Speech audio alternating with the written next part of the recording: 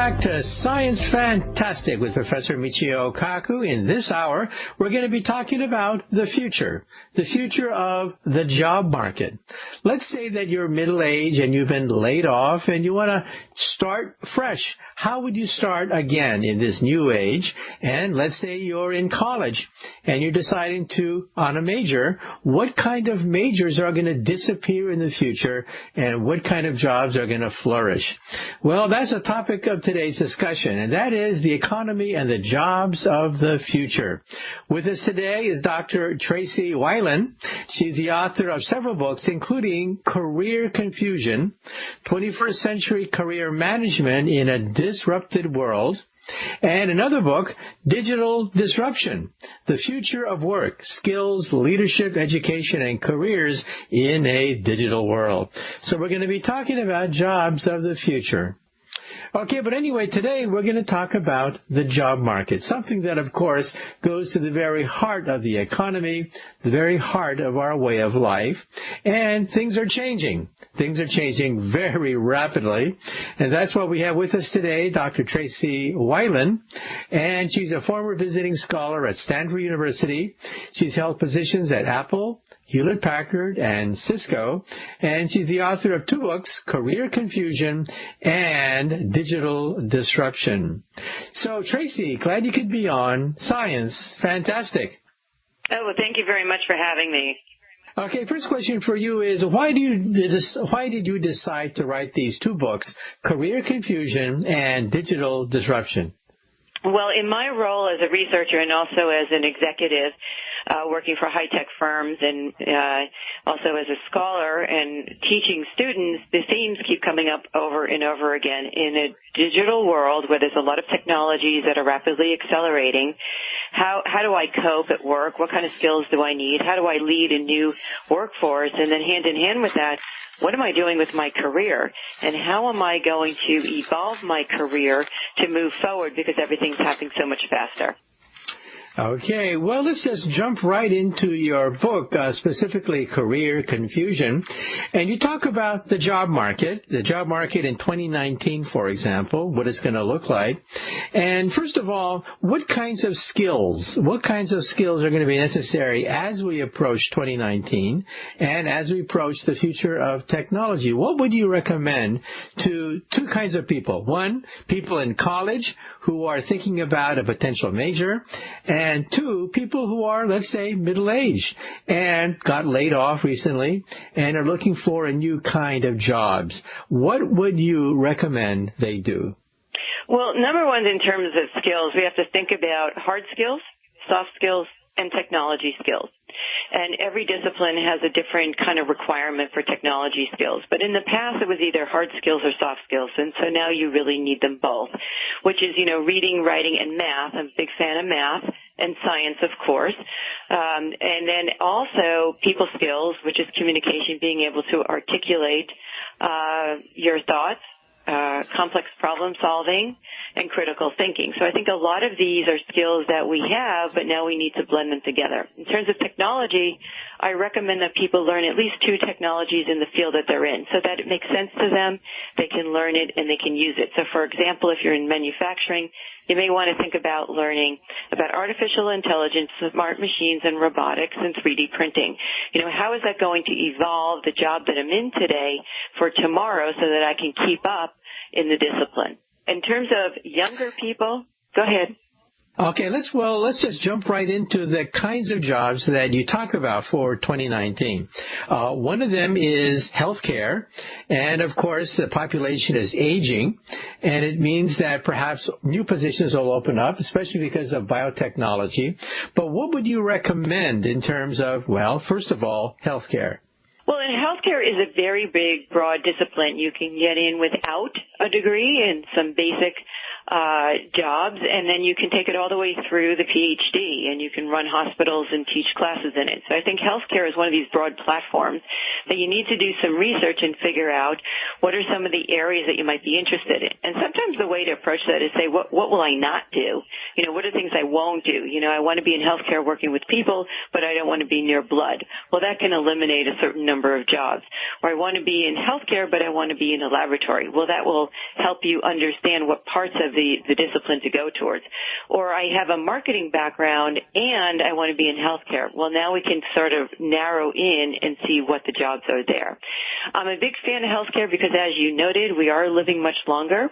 So there's opening up the doors for a lot of the 50, 60, 70, 80 plus kinds of services, such as, occupational therapists, physical therapists, even personal trainers and coaches for, 55 plus.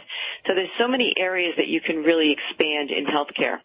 Okay, and of course we're not getting any younger. We have all these baby boomers retiring. And so do you think there's going to be a tremendous demand for, let's say, nursing and home health care? Oh, absolutely.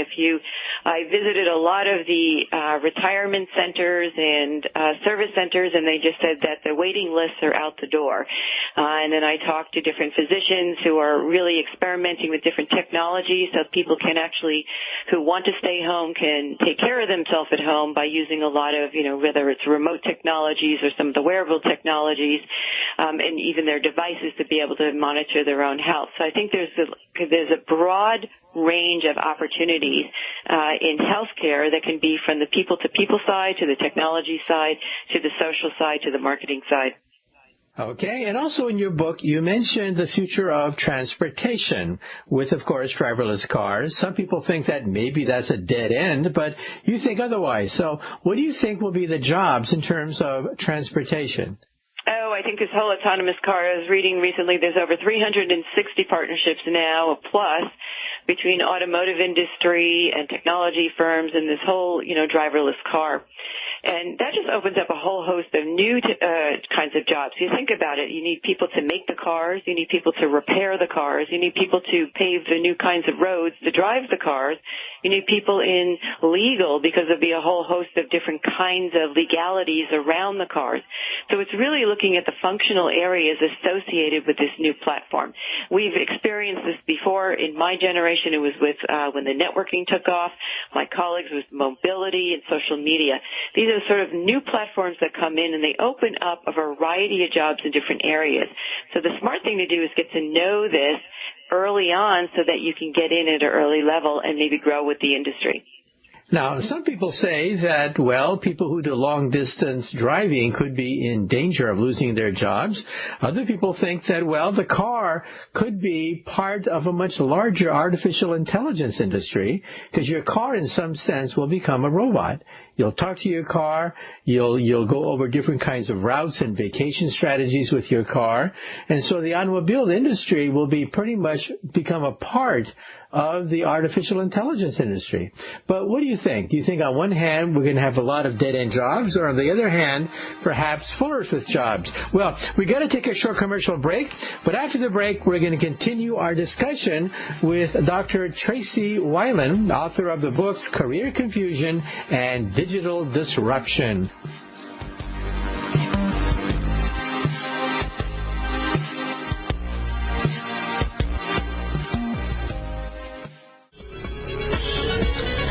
Welcome back to Science Fantastic with Professor Michio Kaku. With us today is our special guest, Dr. Tracy Weiland. So we are talking about the impact of technology on the job market. So we talked about healthcare, which we think is going to be booming in the future, especially as so many baby boomers begin to retire. And now we're talking about transportation. Some people think that the automobile industry will basically become part of the artificial intelligence industry because your car will become a robot. You'll talk to your car will park itself, your car will pretty much have a mind of its own, and so the artificial intelligence industry could blossom. Other people think, now wait a minute, what about all those people that are going to be laid off because cars in some sense, don't need drivers anymore. So what are your thoughts about driverless cars? Are they going to be great for the job market or not so great? What are your thoughts? I actually think it's going to be great for the job market. So once you talk about the use of the car, I look at it as a new kind of entertainment center. If people are not preoccupied with driving, they're going to be looking for different things to do inside the car. It's sort of like when you get into an airplane, how are you going to keep yourself occupied? And so I see a whole wave of opportunities, whether it's from the movie industry or the digital content industry to, as you said, speaking to the car and having different activities done. The second area that I'm very pro about autonomous cars is how it opens up the door for people who can't drive, whether it's due to age and someone taking your license away and saying you're too old to drive, to handicapped, disabled, blind, people who have to take extra measures to get around. And I think it also can address the senior citizen population to close the gap between getting people from home who are homebound to their medical appointment. So I'm very pro about it. And on the flip side, I also see it really helping, I hope, in reducing traffic congestion and accidents that is caused by drunk drivers, drivers on drugs, or texting. So I'm very positive about autonomous cars. I think there's always a ripple effect when you have a new product or service developing. So, for example, you think about the mobile phones, right? They started, and then, of course, the first line of jobs is always around engineering. And then you need marketers to sell the engineering products. Then you need salespeople to actually fulfill the marketing orders. And then you need customer service to help follow up. And there's a whole cascade of jobs that open up as platforms develop. So early on, I think you'll see a lot of engineering requirements. And then as the vehicles expand and get on the road, then you'll see more services develop. As I mentioned before, legal or building roads or, just a whole host of services surrounding it. Also in the automobile industry, I actually was just in Michigan, they're very excited about the impact of the autonomous car and artificial intelligence because they see it as expanding the platform to beyond just hardware. So now we have the integration of hardware and software and digital technologies, which could really open up a lot of different kinds of partnerships and different kinds of jobs with that. So I'm very pro about autonomous cars. I think it's early stages, and that's one that I would say keep your eye on it and get involved early, just like people did in other technologies at the early level. And who wouldn't mind having car insurance rates go down? Who wouldn't mind reducing the 40,000 or so people who die in traffic accidents every year in the United States alone? And who wouldn't mind having a car that parks itself? You simply talk to the car, tell it to find a parking spot, parks itself, and then you call for it afterwards. Well, you talked about entertainment. Some people think that the entertainment industry could explode in the future because, well, robots cannot tell jokes. Robots cannot appear on the screen and captivate millions and millions of people for blockbusters. And look at music. Some people think that robots can copy music but not create great music. So what are your thoughts about the entertainment industry and also tourism? As people get older, perhaps they want to travel, they have a little bit of disposable income, perhaps the tourist market will also expand. Well, in the entertainment, I think we've hit this new threshold where it is not the selected few who are in the movies or on TV. Everyone has the opportunity. It started with the reality shows and bringing in real people in real situations. And then because the platform is opened up, everyone can now develop, create, produce, and direct content and even act in their own content. Whether you're going to a Hulu or a Netflix or however you're going to distribute, or Amazon is always looking for new show ideas. That has opened up possibilities are endless for people who want to be in entertainment in some way. So I just see that as a new platform that has almost like regenerated itself because the old platform has let down the barriers. And the same thing with music. Just early days, the iTunes download, but being able to let people create content and push it out there on YouTube or iTunes to be able to share, their special skills with others. Now, in terms of can robots create content? Well, there's been a lot of experiments. Yes, they can create music. Yes, they've been doing experiments with creating TV shows and movies. Will people watch it, right? So that's up to the creative genius of the individual. Do they have the following for example, you mentioned your following. Do they have the following that people will be so engaged that they will continue to follow it? And that's maybe where the robots will fall short right now. And also tourism. People are getting older. They have a little bit of disposable income. Perhaps they want to travel a little bit. And it's easier to travel. You simply talk to the internet and you can get a vacation plan. You can get airplane tickets all arranged. So what are your thoughts about tourism for the future? Tourism is very exciting. There's actually two segments that are driving tourism. One is the baby boomers, as you mentioned, and the other segment is actually the millennials. A lot of the millennials really want to get out there, see different things of the world, and actually take a lot of pictures of it, and it's part of their brand of how many different countries they've gone to. But for the baby boomers, that's because they're living longer and they're much healthier. They're actually very active population who wants to go and do things that they didn't get, the bucket list, so to speak.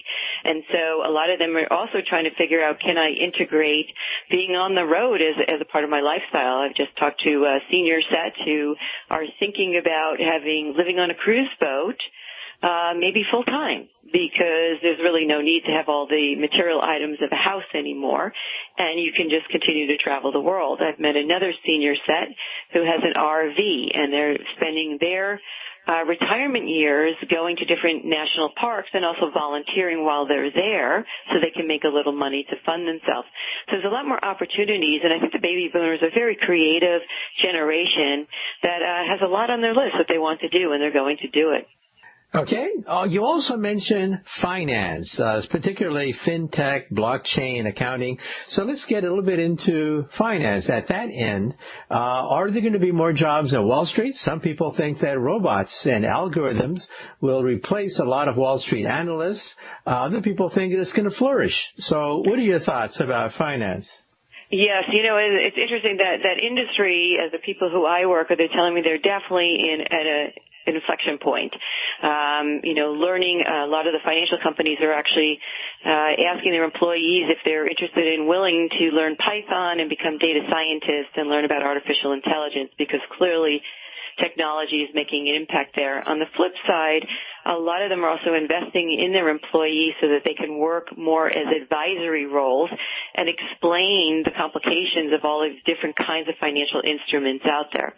So finance is something I think that we're always going to need, that hard skill, whether it's an accountant or a chief financial officer, or someone, perhaps is seasoned for guiding people in their portfolios. So that one is a growth area and has a lot of different opportunities. Now, some people think that algorithms could shake up Wall Street because we pay Wall Street analysts so much money, and a simple computer program, a few lines long, can pick out different trends in money markets and in stock markets and stuff like that, that could do things much faster than a human can, and robots can then scan the whole marketplace using these very simple algorithms. Other people say, now, wait a minute, you're going to trust trillions of dollars to a bunch of lines of computer code? What happens if these lines of computer code are a mistake, that they're imperfect? You could bankrupt the company. So what are your thoughts about fintech? Oh, I think there's a definite opportunity for me as a consumer using a lot of these more advanced technologies to pick stocks and portfolios. To me is an advantage to the consumer because the costs go down dramatically, and a lot of us are self-service and don't really have the time to really work with a personal financial advisor. So I think that's more generational about what your preferences are. I think whenever you have something, every industry will have rote components that will be replaced in some way from technology. And so, financial technology is just another example of the trading. An algorithm can really replace the human activity of making that decision for you. It's powered by, of course, the human thought to put the code in there. But that's just an example of pieces of jobs being replaced by technology, same as the truck drivers we mentioned being replaced by an autonomous car, the bank teller being replaced by the cash machine or the ATM machine. So all of us have that at risk. At the same time, it opens up a completely different portfolio of new jobs. A lot of them do have technology components. As I mentioned earlier in your show, a lot of financial firms are saying, our future reality is around data science, data scientists. How are we going to learn how to code Java, C++, Python, different coding so that we can really transform our employees to be more advisory, more analysts, and have different kinds of skills than in the past.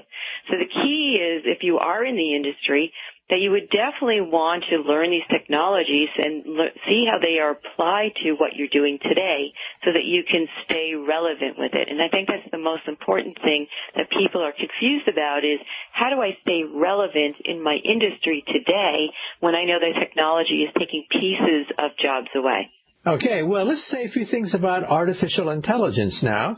Some people think that in the future you'll simply talk to your wristwatch and talk to RoboDoc. RoboDoc has all the medical knowledge of the Internet, gives you sound medical advice. And who needs a doctor if you have a doctor in your wristwatch? Or robo-lawyer for legal advice, robo-professor, robo-engineers. So some people think that skilled jobs will be replaced by artificial intelligence. Other people say, now, wait a minute. These robots don't have any common sense. They make mistakes. We need a human oversight. That doctors in the future will consult with RoboDoc, but not replace the doctor who has ultimate say. Well, let's take a short commercial break, but after the break, we're going to talk about the relationship between artificial intelligence and human beings.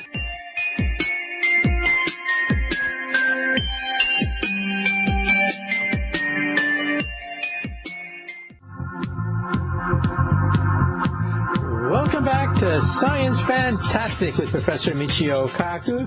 Today we're going to be talking about the future of jobs. Let's say you're a college student and you're about to choose a major.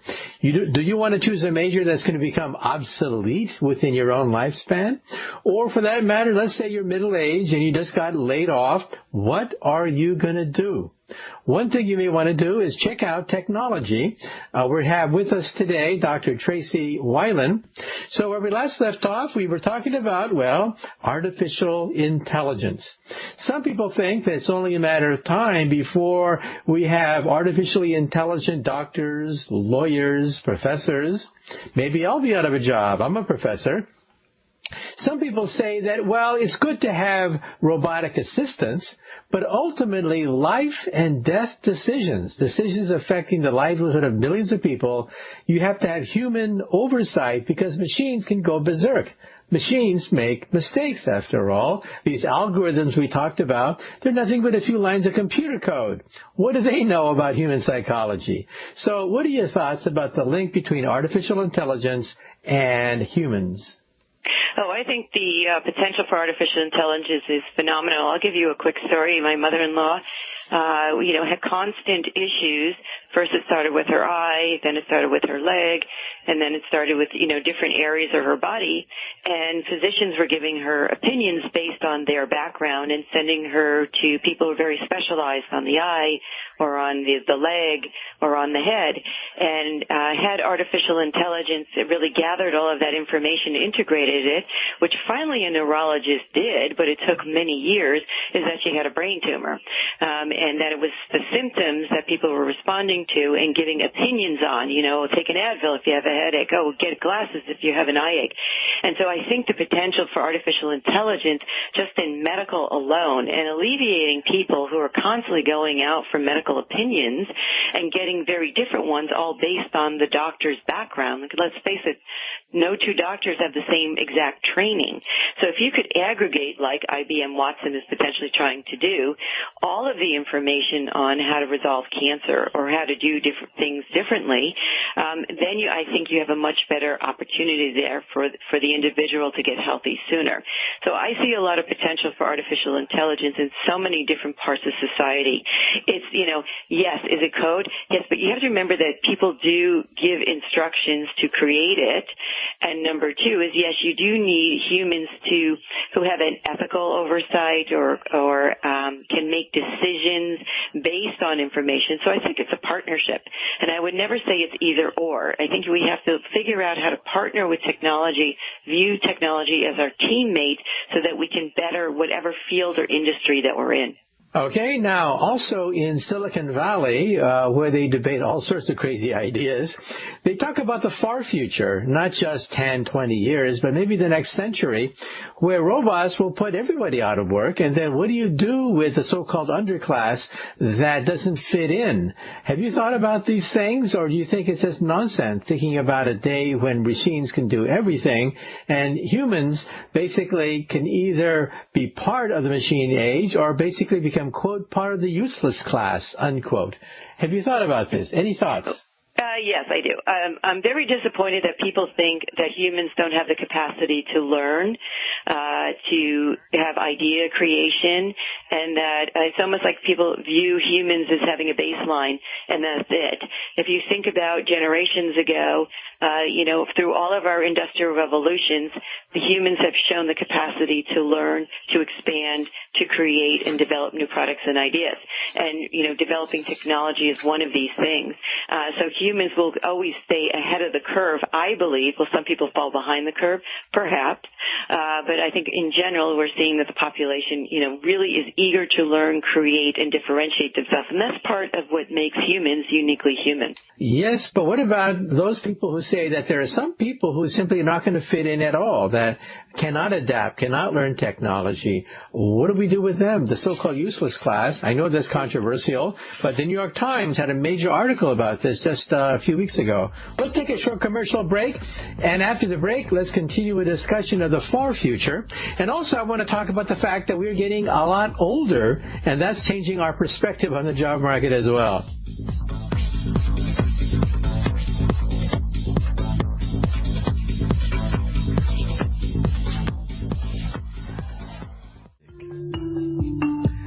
Welcome back to Science Fantastic with Professor Michio Kaku. With us today is Dr. Tracy Weiland. So when we last left off, we were talking about a debate in Silicon Valley, a debate that's getting more vocal and getting some newspaper attention. The New York Times had a big article upon this just last month about what happens when computers become so powerful that humans become, well, useless. What do we do in a situation like that? Any thoughts? Well, if I look at some of the basics of, the useless class, what kind of skills and what kind of roles or jobs would someone take on who has refused to really engage with technology, learn technology? It would be sort of like in the past. It would be services. It would be operating the equipment, operating the technology, because in certain cases I'm sure that technology can't operate itself. But, on a ground level, I just have a hard time believing that humans will become so irrelevant that they won't be able to have jobs. Because if you go back to the Industrial Revolutions, first there was the movement to manufacturing, and, did farming go away? No, it evolved. And then you go into transportation. Maybe the horse and buggy went away, but then people moved into different roles of all levels in transportation. And then you look into computing, and people move into all different roles at different levels. And I think there's always going to be roles available for people. They may not be high-paying roles, but I think that each industrial revolution will generate different classes of roles. The highest paying ones where you need the intelligence and the brain power and people understand how to create the technology, and then probably at the lowest level, the people who know how to service or just push the buttons, so to speak. Okay, also in your book, you mentioned the fact that we're getting older, a lot older than before, and that's changing our social structure. Some people even think that one reason why the divorce rate is so high is because, well, we live so long that in some sense we were never meant to live this long, and maybe that's why we have people going from serial marriage to serial marriage. Other people say, no, the basics are the same, but you talk about how it affects the job market. So what are your thoughts about what happens when people live to be, in your book, you mentioned 115 years old? Right. I saw some research studies. It was about a year ago saying that researchers are saying that today an adult could potentially live to 115 years old, and a baby born today through DNA editing has the potential of living to 150. And that's mind-boggling to a lot of people, because a lot of people are looking at, how do I afford to retire? And if I'm going to live to 115, the affordability means that I might have to realistically work until 80 or 90 even, depending on what your income is and what your savings are. And that puts a whole different cast on careers and career planning, where you basically you can outlive many of the firms that you're working for today. So for individuals, you might have jobs and maybe 4 or 5 different careers. And so that's a lot of responsibility on the individual. You have to start thinking through, what am I doing in my 20s that'll impact what I'm doing in my 30s? What should I be doing in my 30s to impact what I'm doing in my 40s and up the chain, 40s, 50s, 60s, 70s, and 80s? It also means more goal planning and saying, well, if I really do want to retire at 55 or 60, how much money do I really need to have, and how am I going to get there? Understanding that I might truly live to 115 and all of the medical resources that I might need at that age. And, number 2 is what I'm going to do with my time. And can I afford to do some of the things longer, like traveling or different kinds of hobbies and sports? So it really changes the entire landscape for people in general around career planning. But on the flip side, I find out that people actually aren't spending more time on career planning. They're spending time doing everything else, watching sports, eating, drinking, socializing, everything else but planning their personal career. And so I actually say, it's time to take a career selfie, which is right, take a snapshot of where you are in your career and put some focus on it so that you can actually make sense of where you are today and where you could be tomorrow. Well, given the fact that many of the jobs of today did not exist a few decades ago, some people think that many of the jobs of the future, well, they don't exist yet. So how do you plan? How do you plan for the fact that the jobs of the future, in some sense, haven't even been conceived of yet? Yes, exactly, because a lot of the jobs you think about are evolutions and iterations. I was just talking to a broadcaster who was telling me that she started off as a journalist, and then because of the technology developments, her job reiterated itself, and then she went into radio, and then she went into TV, and then she went into blogging. And it's not the job that she would have anticipated when she graduated years ago as a journalist, but it is an iteration and evolution of her skills. And so I think when people say, oh, my God, the jobs will go away, they don't happen overnight. A lot of these are just evolutions of jobs that exist today, and that through technology, they're evolving, and, people are learning these new technologies and keeping up with it. And so, yes, to prepare for it, definitely keep up with the technologies in your industry so that whatever direction it goes, that you're always relevant. Now, some people say no matter what happens, you need education, and a college education would really help. Other people think that, well, that's a huge investment of money and resources, and who knows what kinds of jobs are going to be out there. But what do you tell a young kid who's thinking about either going to college or trying to get a job right now that pays off? What are your thoughts about education? Well, I think education it doesn't end. And I think that's a very different philosophy than in the past, when people were instructed that you will get out of high school and then you'll be set in a job, or you'll get out of college and you'll be set in a job, or if you go to grad school, you get a different kind of job. Now we can't stop education. We have to continually learn, and fortunately there's a lot of content available to us today. Okay, well, once again, our special guest today has been Dr. Tracy Weilen, that's W-I-L-E-N, and her books include Career Confusion and Digital Disruption. She's a former visiting scholar at Stanford, held positions of leadership at Apple, Hewlett-Packard, Cisco, and she was named San Francisco Woman of the Year. Okay, well, that's it for Science Fantastic.